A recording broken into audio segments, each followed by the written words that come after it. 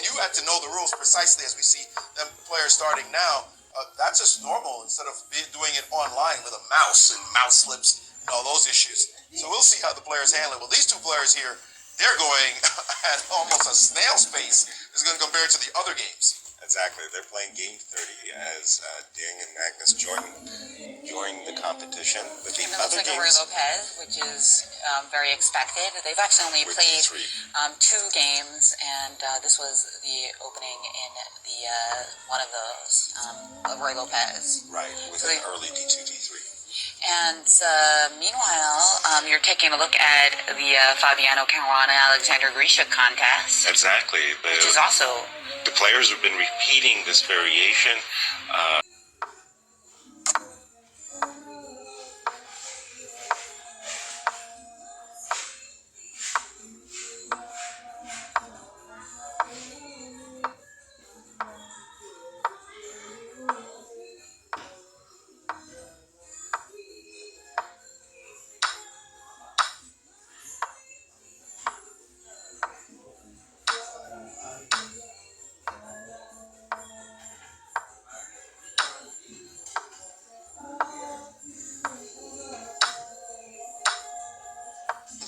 This bishop on f8 is not a happy camper and will not be for a long time.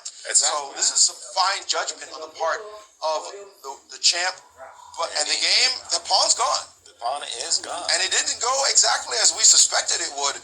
It looks even better for black in this position than it did before, although black still has the same challenges of that bishop on f8 and the better coordination of whites as he just played queen a4. See, now he's hurrying up to try to get rid of that knight, and Magnus said, go right ahead as I'm after your a-pawns. It was not that easy to snack on that a-pawn and not get a little bit of indigestion, as Magnus is proving that, yeah, you got it, but here we go. Takes, and now I'm going to hit a tempo and win the a-pawn right back and win all the light squares in the position as well.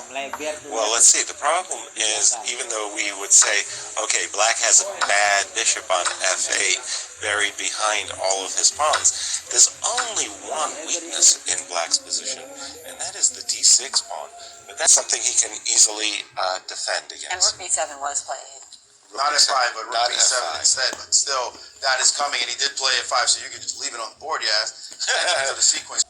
Unless white's king can show up on c6 in some kind of miraculous way, I don't see, and even then, well, no, I don't know how you get it there. But, okay, it's going to be very hard to pull that off. Right. White needs to trade rooks, put his king on c6, and put his bishop on c7. That's right. If he can pull that off, then he can start saying, I'm going to win this game. Start the match, by the way, for Ding Liren, with a very, very looking draw. We see Wesley So here watching that game. I was wondering about the silhouette there, but yes, and it's Wesley. You can see it more clearly when he turned around and said hi. Yeah. And those players are going to be starting their game 2 of the 10-minute matches in just a couple minutes. So what's the break time between? On the clock, right? That's over half their times left on the clock, and Magnus is going to assess this as equal for sure. He might try to press, as Magnus is willing to do, but it doesn't seem like there's... Where's the pressing? There are no wrinkles to iron out. It just looks like a draw. So this one would end, and they would have plenty of time in between the contest, as they'd have another 30 minutes plus, another... They're not playing their second game until 2:30. So almost an hour wait if they ended right now. We'll get them on the air. Hour wait. I presume, maybe there's some way for them to start earlier. I'm not sure, but, I don't think we'll be able to get them on the air, guys, because the 10-minute games are going to keep our attention all day long. There are a lot of 10-minute games going to be remaining to be played, and we'll be talking about those for a while these two players see the rustling around them and try to focus on their games. But I don't know, this game might go on a little bit longer. We know that, as you mentioned, Magnus likes to try to create something from nothing. Oh, he loves to press positions that a lot of grandmasters would give up as drawn, but he somehow does finagle positions. I just don't see how he's going to do it this time. That's what all those people who lost to him said. Like, how did I lose that game? I don't get it. No doubt that he is one of the greatest endgame players in history. But particularly practical play. I mean, he just shows again and again that you can take a position that looks like nothing and just make fire out of cinders, like little sparks on the board. He's like, wait, what did you?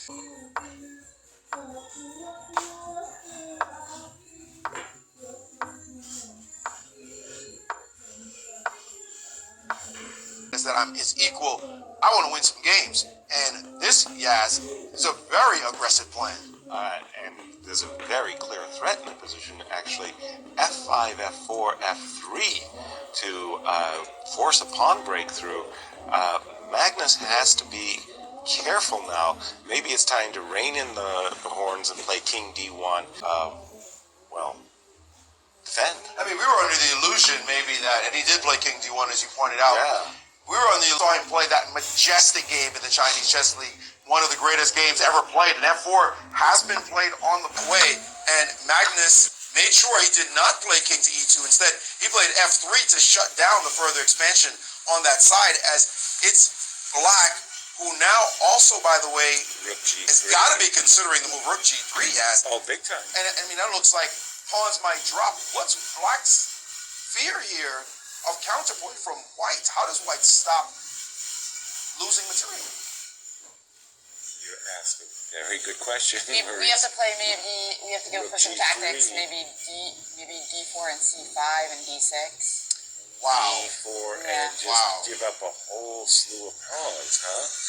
Yeah. Well, on the other hand, force measures call for desperate actions, and D4, that's quite a shot. Taking advantage of the pinned bishop on E7. So if the point is if C takes D4, C5 takes on C5, D6. Right.